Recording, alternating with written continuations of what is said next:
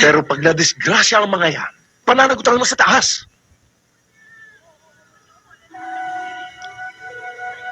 Itaas? Itaas! Anong itaas? Itaas ng bubong? Kung meron talagang isang tumitingin dyan sa itaas sa atin, hindi niya ako papabayaan na ituro ng mga mato na yan na ako pumutay sa kolektor ng ilaw. Eh, hindi naman talaga ako!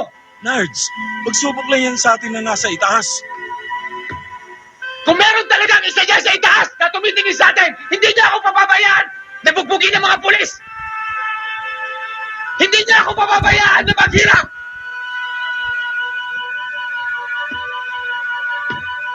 Chinyawa! Lahat kami naghirap! Ngayon, nasaan na itaas na sinasabi mo? Nasaan? Nasaan ba, Tikas?